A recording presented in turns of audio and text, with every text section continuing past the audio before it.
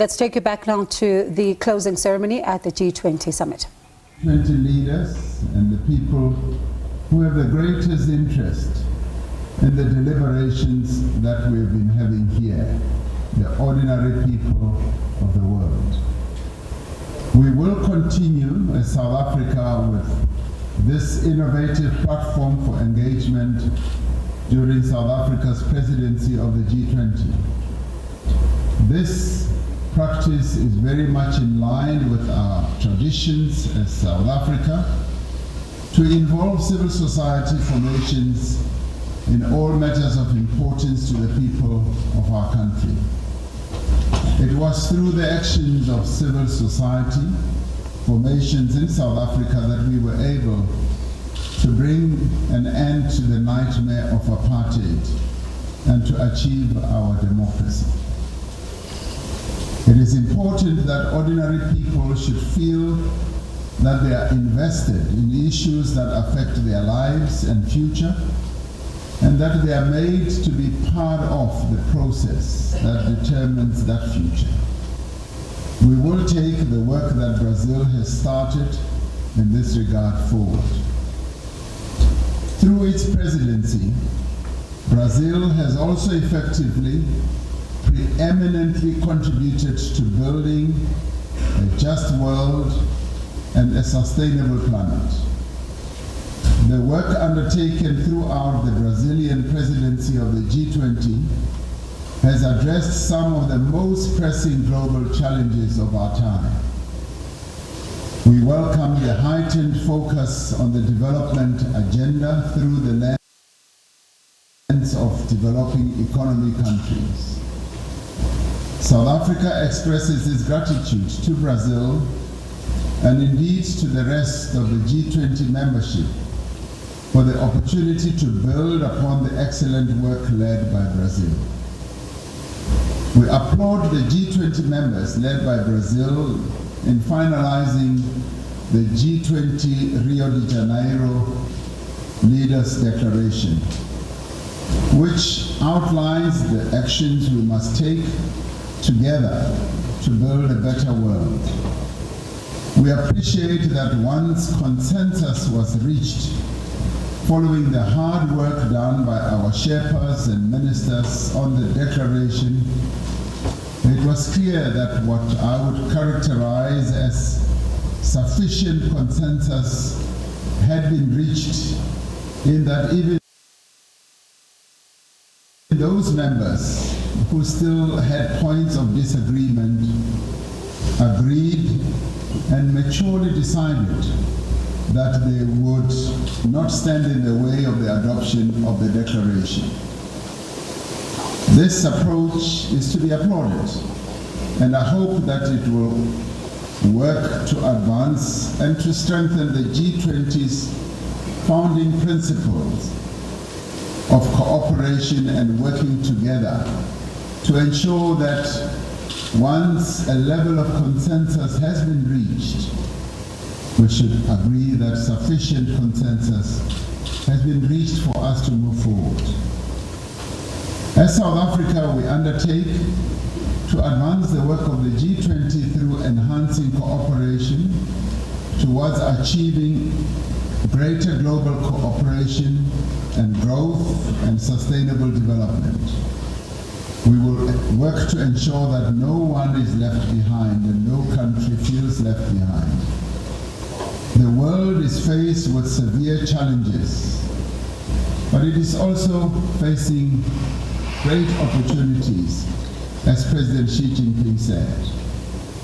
The challenges are exacerbated by the fragility of the global security situation, the crippling underdevelopment, and deepening inequality. Yet throughout the years of its existence, the G20 has always sought to confront global challenges head-on and find ways of exploiting the opportunities that exist. Through partnerships across society and by reigniting our common humanity, South Africa will seek to harness global collective energy to confront the challenges that we all face as the world, but also to exploit various opportunities that abound. South Africa has adopted the G20 Presidency theme of solidarity, equality, and sustainability. This hopefully will help us address the challenges that the world faces and exploit the myriad opportunities that are also there. In line with this theme, we will seek to strengthen and advance our common pursuit of sustainable development goals and also the attainment of what we decided at the last United Nations General Assembly in the form of the Pact of the Future. The achievement of the Sustainable Development Goals by 2030 must be a priority for the next 5 presidencies of the G20. Through our G20 presidency, South Africa will seek to strengthen our collective resolve by acting in solidarity. Our solidarity should be manifested in a variety of interventions, particularly in strife-torn areas in the world like Gaza, the Middle East, the Sudan, Ukraine, and the Democratic Republic of Congo. We must all stand in solidarity with those people who are facing hardship and suffering at the moment. We must stand in solidarity with those countries that are most vulnerable to pandemics and other global public health emergencies. At this moment, many countries in Africa are experiencing worsening health challenges with the outbreak of Mpox in 21 countries. This calls for urgent international solidarity. Through our G20 presidency, we will seek to have all of us to focus on inequality, which is a major threat to global economic growth and stability in many developing countries. The disparities in wealth and development within and between countries is unjust and also unsustainable. These disparities must themselves, they manifest themselves or show themselves in the lack of predictable and sustainable financing and capacity building for climate action. Inequality is manifested also in many ways, but also in the debt burden and lack of access to affordable finance by many developing economy countries. These challenges have forced many countries to forego their own development programs. As South Africa's G20 presidency, we will be the first to host a G20 on the African continent, and we will want to use this moment to bring development priorities of the African continent and the global south more firmly onto the agenda of the G20. So South Africa's G20 presidency will advance 3 high-level priorities, which will find expression in the work of the Sherpas and the finance track as well. The first of these priorities is inclusive economic growth, climate change and dealing with its effects, industrialization, employment, and inequality. The second priority is food security. The third priority is artificial intelligence and innovation for sustainable development. So South Africa looks forward to working with all G20 members and invited guest countries. We will continue to work with partner countries as well and multilateral institutions. Approximately 130 meetings of the G20 will be held in South Africa, and I'm honored to welcome all of you to South Africa in the coming year 2025. Lastly, I'd like to thank you all for giving South Africa this great opportunity of being president of the G20. We will work with you to achieve its objectives. So thank you very much. Muito obrigado.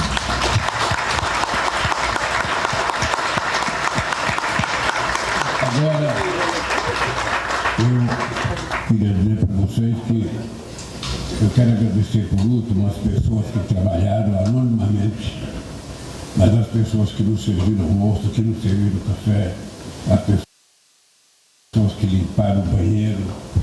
Ou seja, eu quero agradecer a todos eles que trabalharam durante esses dias e o grande trabalho que foi feito para preparar esse espaço aqui para a gente fazer o nosso G20. Eu queria agora convidar vocês, nós preparamos... All right, that is Brazil. They're handing over the G20 presidency to South Africa. We do apologize for the sound there as well as the picture quality. But what you could hear from President Cyril Ramaphosa is the theme for South Africa as it takes over the presidency: solidarity, equality and sustainability, saying that this is the G20 theme that has been adopted by South Africa. The focus areas are going to be inclusive economic growth, which will look at climate change, its impact there as well, industrialization and employment. Food security will be the second one. And the third one is artificial intelligence.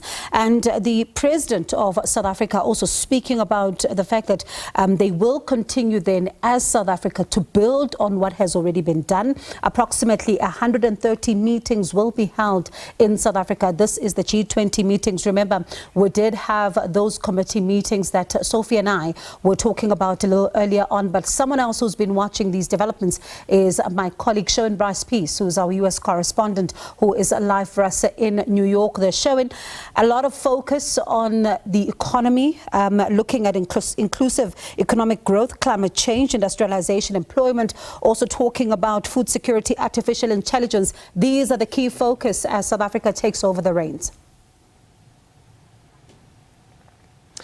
Correct, Bongibe. The misconception, I think, when people look at a forum or a bloc like the G20, right, you have India, China, South Africa, the United States, Brazil, the United Kingdom, all the G7, all the big countries in the world. And so the misconception is that this is the preeminent forum to deal with, you know, geopolitical concerns like Gaza and Ukraine. No, the G20 is the foremost international forum to deal with issues around economic development and sustainability. But what the broad consensus emerging from the political declaration that has been adopted by the leaders is that you cannot address the sustainable development goals given the deadline that is just 6 years away. You cannot address inclusive growth and economic development if you do not address the conflicts that are happening in Gaza, in Ukraine. You heard President Ramaphosa mention a few there. He mentioned Ukraine, the Democratic Republic of Congo, Sudan, Gaza in the main. And so without addressing those issues, you cannot then deal with poverty in Gaza. You cannot deal with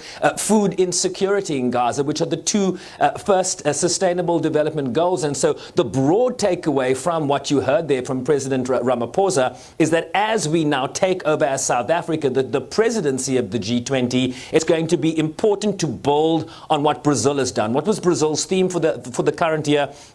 Building a just and a sustainable planet. Priorities included social inclusion, the fight against hunger and poverty. What now becomes South Africa's theme? Solidarity, equality and sustainable development. The president there talking about how the emphasis of the next 5 presidencies of the G20, South Africa now, the United States next, must be focused on the implementation of the sustainable development goals, issues of climate change, issues of food security, issues of women's empowerment, sanitation and water, strong institutions, governance. All of the 17 goals must be the emphasis right now. But to do that, you have to deal with the geopolitical concerns represented in the main today by places like Gaza, by places like the DRC, Sudan and the Ukraine, which today is marking, incidentally, Bongiwe, 1,000 days since the Russian invasion of Ukraine. And Sherwin, I'm going to get to the declaration document in just a moment, but I want to stay with something that you spoke about, because while the president is talking about, you know, the focus that needs to be for the next 5 years to meet the 2030 targets, there's also something that he said which is key, to say that ordinary people, particularly in the continent, need to also feel that they're part of this development as well, because he says that that is also going to be quite important for them to understand why this is happening. I'm smiling because your notes align with my notes, right? He talked about the importance that ordinary people feel that they are part of the process that determines their future. So why is the G20 important to people on the streets of South Africa, on the streets of Bujumbura, on the streets of wherever you might find yourself, right? Because we are talking about the day-to-day economic welfare, this social inclusion, the equality of nations, reducing the wealth gap in places like South Africa and the United States, where you see these huge disparities. So, you know, people need to feel invested in these processes. When we talk about the Sustainable Development Goals, it cannot be a top-down approach. It cannot be, oh, the government did this and therefore I responded in this way. You need to have a ground-up approach in terms of social inclusion, a buy-in from everybody that really understands that if we do not act as a collective, right, within countries but also as a global community, the SDGs are going to falter. I'll read you the opening line, and we'll get a little bit more into this when we talk about the political declaration. The opening line says this: we are only 6 years left to achieve the Sustainable Development Goals of the 2030 Agenda. Progress towards only 17% of the SDGs are currently on track. Nearly half are showing minimal or moderate progress, and progress on over 1/3 have stalled or even regressed. So we are on track currently to only meet 17% of the entire SDG agenda, the 2030 agenda. That's not good enough. We are failing, and we are not going to meet the targets by 2030 at the current rate. So political will is going to be important. Working as an international collective is important. Dealing with conflicts is important for us to deal with the development issues. Are they going to happen fast enough for us to meet the deadline? Probably not, unfortunately, Bongiwe, despite what you hear from the likes of President Ramaphosa now. It really doesn't sound like it, Sharon, and especially because if you then are still hearing him talk about the issue of consensus, but he does say that even those who did not agree did so respectfully. Let's speak about this document, this declaration, because it is the reason why they had these year-long meetings and they got to this particular point. What are some of the key takeaways? But also understand, right, there are lots of documents floating around. They've just adopted something called the Pact of the Future, which in many ways deals with the political outcome that you're now seeing from the G20. Some key headlines in the outcome document, Bongiwe: international, economic and political situations, addressing those. They talk about social inclusion and the fight against hunger and poverty. They talk about sustainable development, energy transitions and climate action, reform of global governance institutions. These are not new concepts. These are not new to emerge now just because the G20 has concluded their latest summit. These are pretty much standard topics and subjects of conversation that need implementation based on whichever fora this document is emerging from. So I'll give you some highlights on, for example, international economic and political situations. They highlight that the United Nations Charter needs to be a central prescript of how you deal with the conflicts, whether you're talking about Ukraine and Gaza. They talk about, obviously, the importance of addressing those conflicts, a ceasefire in Gaza, finding a resolution to the Ukrainian conflict. On the question of social inclusion and the fight against hunger, the importance of food security and nutrition, greater international tax cooperation. There's a process underway at the UN General Assembly right now, leading in that effort, and also efforts to fight corruption and the illicit financial flows. Why is that important? Why is restructuring how our economies work? Because we need to infuse these SDGs with financing. Financing is such an important aspect. They talk about sustainable development, energy transition and climate action. There is a parallel process underway in Baku, Azerbaijan right now, where leaders are meeting at the climate conference, which will conclude this week. What is our ambition? What is the role of developed countries in terms of the financing question? Common but differentiated responsibilities. We are way off track in terms of mitigating climate change. And if the world does not reduce its carbon consumption, its burning of fossil fuels, you know, climate change doesn't care which war you're fighting on, which side of the political divide you're on. It comes for everybody. So everybody needs to be focused on that. And then, of course, one of the standard things they always talk about, reform of global institutions, be that the UN, the Security Council, the Bretton Woods institutions, all that needs to work together so that we can fund the development agenda given the timelines we have just talked about. And Sherwin, we are watching now what appears to be a picture opportunity for all of these heads of state as they gather there to then talk, of course, get a moment to get a shot together. But you're looking at an outgoing President Joe Biden. You and I were chatting about this yesterday, the developments in Ukraine as well, the developments between Ukraine and Russia. These are also countries that are seemingly also not kind of agreeing when it comes to fully dealing with this escalating situation in Ukraine and how to handle it. Do not underestimate the bilateral relationships between countries that undermine the collective multilateral process. We have seen that time and again play itself out in fora like the UN Security Council. And so, Joe Biden has ascribed to a document that says, concerning the ongoing conflicts and wars, we reiterate our national positions and resolutions adopted at the UN Security Council and the General Assembly, and underscore that all states must act in a manner consistent with the purposes and principles of the UN Charter, right? They've agreed to this. Russia has agreed to that. But there are examples where perhaps countries don't always meet the moment despite what they might have agreed to here. So, yes, this was President Biden's swan song, his goodbye to world leaders on the international stage. But waiting in the wings is a completely different United States administration in the vein of President-elect Donald Trump. That's going to change issues, perhaps, when you talk about social inclusion, when you talk about a developed country's responsibilities to climate change in particular. What is the example of the first Trump presidency? He withdrew from the Paris Climate Change Agreement. There is speculation that he will do the same. How does that impugn the agreement that has just been taken in Rio de Janeiro? There are too many unanswered questions based on which administration is coming in and which one is exiting left to really find a sustainable conclusion to how this will all play out. It's all on paper right now. It's all in theory, right? It's time to implement, and time's against us.